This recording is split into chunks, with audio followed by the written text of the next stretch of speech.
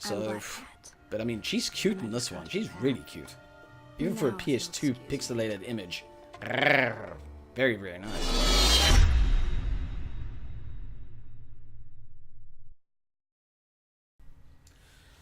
What's up, guys? Welcome to Gamers Therapy. My name is Ryan and we are carrying on our playthrough of Spider-Man from 2004, Spider-Man 2. This is chapter 6 called Cat and Mouse. And let's get into it, shall we?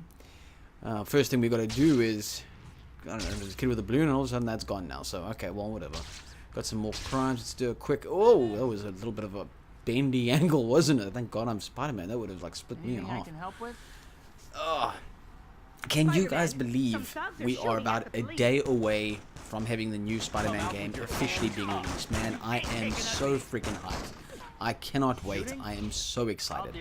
I watched Yong Ye's review, which was like 25 minutes long, and you know, I trust Yong Ye because he calls out bullshit in the gaming industry, and I pretty much trust his word. I haven't really been let down by his opinions and things like that. So my mind is much more at ease with everything. There are a few gripes, or not gripes. There are a few small things that I've noticed, but all in all, I'm much more content now with how things have turned out in the game. And last night I also watched Digital Foundry's in-depth analysis comparing the PS4 and PS4 Pro versions of the game, which I highly suggest you do. Actually, I think I might leave a link in the description below to go check that out, and you can actually see what the differences are. Both games are running at a solid 30 FPS, which is absolutely fantastic. So man, just two more days. A local game supplier here in the country, BT Games, is having a special opening or something on Friday morning at 7 AM to go collect the pre-orders and stuff. So, I mean, fuck, that's early, but more time to get some Spider-Man gaming goodness in. So, so keen. Also, I don't know if you guys have seen the IGN review. It's so funny. There was this. Well, I mean, the review was fine, but the score was 8.7, and all the other media outlets have given it a 9. So you must see some of the guys are so upset that it's got an 8.7. And while I can understand like why people would be pissed off because it's an 8.7, not that scores don't really matter because they're all subjective. But an 8.7 is pretty much a 9. So from one side of the coin, I can see, you know, why didn't IGN just make it a fucking 9? I mean, it's an 8.7. Just give it a 9. Round it up. And then the other side of the coin is that the major hardcore fanboys are pissed off because it's an 8.7. And I mean, an 8.7 is still a flippin' great game. I was saying to a friend of mine on Twitter earlier that I think I've played games that IGN rated as a 5 and really enjoyed them. So it's, you know, it's all relative. It's all subjective. But there was this other tweet, and it had the picture of Spider-Man on the front, and it was "Congratulations, Insomniac" or something like that, and it had the writing or the text of all the media outlets that gave it a 999. You know, so it had. You know, all the different outlets, 9. Conveniently, IGN is missing because they're the only ones with an 8.7. So, I don't know, you'd think that after the whole plagiarism fiasco that IGN had recently, that they might want to try and get in some, I don't know, like a positive look. But no. They will go against the grind and be 8.7. Anyway, I found that funny. Not that I mean, I really don't give a shit about scores anyway. Like I said, I've played a 5. I've played a game that they rated 5, and I've really enjoyed it. So I just think it was very funny. Yeah. Also, I have a bit of a confession to make. Is that the playthrough that you're currently seeing now? Okay, let me just the playthrough that you're currently seeing now is not organically going from the playthrough that you saw yesterday. Unfortunately, what happened was that when I played through the initial chapter, I was trying the what's it called, X-Fire something, where you can record your gameplay and your audio at the same time. And I like the program because it doesn't sacrifice too much in quality of the recording. You know, every now and then there might be a frame rate drop. Especially in Spider-Man here during nighttime, the frame rate drops quite a bit. But I didn't have my settings correct, so I inadvertently made the gameplay much louder than what my voice was on the microphone. So I kind of had to start a new game and rush all the way through to the beginning of this chapter again, just that I could do this commentary for today. So I apologize for that, but that is my confession. Ah, Jesus. Okay, this is a boat. I hate the boats. All right, let's see if... I mean, I was good at it, but, you know, I really had to try... There we go, okay. That's one. There's been times where I've accidentally nicked the edge of the boat, then just flown right into the water. With pedestrian in tow. Okay, there we go. Alright. Okay, now we just gotta push that... Oh, okay, I'm holding the wrong button. Oh, it's okay. Just go, and... There we go. Alright, thank God it was only 2. I tend to fail those ones a little more often than all the other crimes that I solve. So, if you guys can let me know down in the comments below, are you guys going to be picking up Spider-Man PS4 day 1? Or are you going to be leaving it for a bit? I know that there was a little bit of controversy regarding the DLC that was announced, and the Heist DLC trailer came out, I think, yesterday or the day before yesterday, and some people got like really upset about it because the game hasn't even been out yet. And I can understand that frustration, because it does in one way seem like they are cutting content from the game. But on the other hand, they did say that there was going to be DLC. I think they announced that, geez, early on in the year. So could have been April that I think they said that there was going to be 3 packs of DLC. So it's not like it wasn't known. But I do understand that it comes off a little weird that you're announcing it as if the DLC before the game's even out. Because in one way it does feel like you might be cutting content from the game.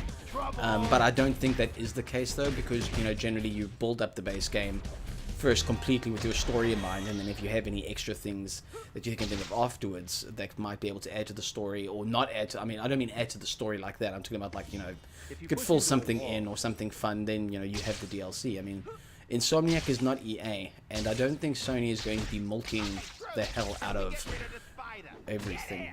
Wow, I'm talking so much I'm not paying attention to what I'm doing. But I seem to be doing okay. Oh, okay, wait, no. I'm kind of battling here. I can't get through. Ah. Man, give me that back. Okay, hold on. Okay. There's a... Oh, ow. Why? Whoa. Jeez, I'm playing horribly now. Oh, there we go. There's a counter for you. There we go. Okay, now let's just... Oh, god damn it. Oh, mother... You son of a bitch. Oh, okay, I'm pushing the wrong button. I'm in slow-mo. So wait a minute, even in slow-mo they can defend. I understand, how are these guys able to block me? I'm a friggin' superhero. I mean, I might be pulling my punches, but I should still be much faster than them, right? I'm telling you now, supervillains in training. Supervillains in training. Jeez, I have... Oh my god, look at... I'm getting whooped. I'm getting fucked up.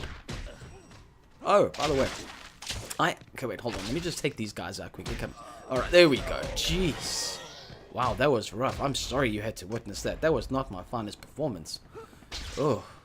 That's what she said.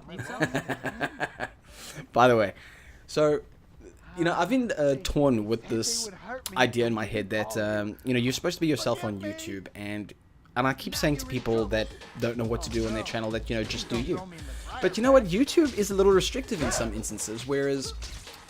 You know, some people like me, have a bit of a warped personality. And I say warped because I might say things that could offend people, so I tend to rein myself in, so it's not being me. You guys have heard me being polite, and I know a few of you guys that watch my channel and support me. I've had conversations with you. You know how I can be, you know how I curse, and you know how I can have a bit of a dirty mind and all the rest of it. And, you know, being me, I would be saying much more dirtier things on YouTube. Also, for instance, not to be like what's the word? Anti-Semitic, or whatever the word is where people are saying horrible things about Jews. Now, I am not, I'm not one of those things, alright? But I find it funny because I'm actually German and my girlfriend is Jewish. So, if we're having an argument or something, I will make some sort of Jewish slur. And I mean, I'm not trying to be mean or anything like that, you know, I'm making a joke, making light of the situation, the fact that it's a German and a Jew, And because, you know, Hitler did all that horrible stuff to Jewish people, I'm not advocating that. I might say something which is funny, but a little bit dark. I've got a little bit of a dark sense of humor. You know, some things I'll say to her, and it sounds completely sexist, and I mean in a joking way, and she understands my humor, and the rest of the world doesn't. So I'm not too sure how I can be completely myself. Even reined in, it doesn't feel like I'm being completely myself. Like right now, I'm feeling more like myself, but you know, you guys have gotten a bit of a taste of me, but I still haven't really gotten out there. You know, I'm pretty sure people would want to unfriend me or unfollow me from Twitter straight away. So there. Yeah. Anyway, let me know in the comments below. What do you guys think? Can you truly be yourself on YouTube, especially in this day and age with the SJWs running around? I mean, it just doesn't seem like you really can. And as much as I'd love to, as much as I'd be able to completely be myself and swear and freak out at times if I wanted to, or make a Jewish joke which people know is clearly a joke, you know, what do you guys think? Do you think I'd be able to get away with it because I'm still a relatively small channel? A relatively small channel. Jesus, listen to me. I am a small channel with only 193 subscribers, which, by the way, I appreciate every one of you. Thank you very much for following me. I really do appreciate it. Even if the subs go up slowly, man, I don't give a crap. That's cool. That's cool. As long as you enjoy my content. If you don't, let me know. You know, just put me a comment saying, listen, man, I enjoyed it if you did this, this, and this.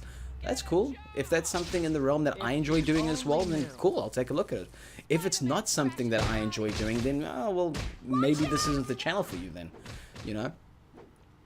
Oh, yeah, to that rodeo, that was cool. Yeah, I'm the dork. I told one of my clients today that I'm taking off the Friday so I could play Spider-Man, and or that I could play a game. They're like, oh, okay, what game are you gonna play? And I said Spider-Man, and as soon as the name left my mouth, I could almost see the face plant on this woman. It was really funny. So I just looked at her, and I think I kind of blushed a little, and I was like, don't judge me, okay? You have no idea how long we've been waiting for this game. We being all the hardcore Spider-Man fans and all the rest of it. Oh, which this is something I've got to mention is that I don't know how to pronounce his last name. I don't know if it's Evan Filarca or Evan Flicara. I'm not too sure, but yeah, the guy amuses me. His reactions to things are so annoying at times. I mean, and it's no disrespect to Evan. I don't mean that. I mean it in the fact that it's so extreme and so exaggerated that sometimes I want to punch him. But I do think it's cool that Insomniac put in an Easter egg for the Spidey Squad. I think that is absolutely awesome. I mean, they have been there since, well, geez, I think since the game was announced, they have been actively following and encouraging and never giving up hope. Myself, you know, I would have loved to have been part of that kind of community. I think I did join their Discord, but they were a little bit too hardcore for me, kind of thing, you know. And I think I'm pretty hardcore as a Spider-Man fan, but they like really took the cake. Because I mean, I had my doubts about this game. I kind of still have my doubts until I get my hands on it. Regardless, you know, you have to form your own opinion of a game. So I must say, I think that was pretty cool of Insomniac to include that. And I think there's a small part of me that's a little jealous because like I wasn't part of that community. But at the same time, you know what, it's all good. It seems like we're getting the Spider-Man game that we really, really want. So there is that to consider as well. Oh god, I'm chasing Black Cat again. Ugh.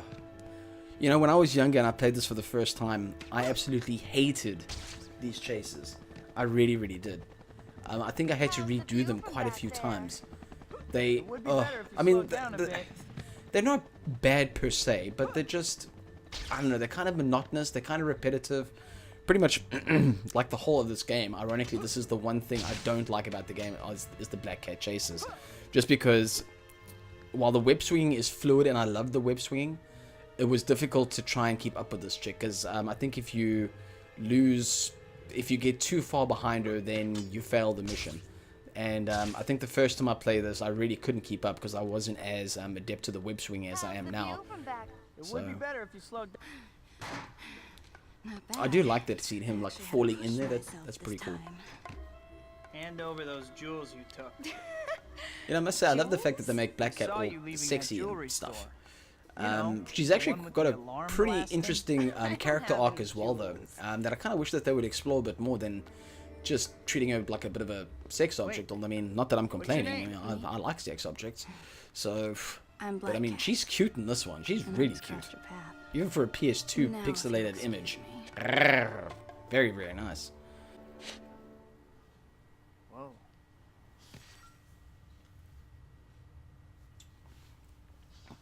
Oh, we're... So, yeah. So now we just got to go to MJ's apartment just to go meet thingy there. So, excuse the frame rate drops here. I have noticed that at night time in the game, it does kind of slow down a bit. I don't know if it's because of all the different little bit of textures that are slowing it down. It could be. Notice that during the day, there's hardly any frame rate drops when I'm web swinging around or doing things. Only seems to really affect it at night. So I do apologize for that. I need a decent or much better PC. But at the same time, my PC's gotten pretty damn good considering I can even run this. So, I mean, and as you guys know, or at least I hope you know, that emulation requires a lot more hardware and software power. Alright, there we go. This is MJ's apartment. And that should be the end of the mission. Well, that's it, guys. Thank you for joining me. If you enjoyed this video, please like, subscribe, share with your friends. And until next time, be good to yourselves and be good to each other. Bye.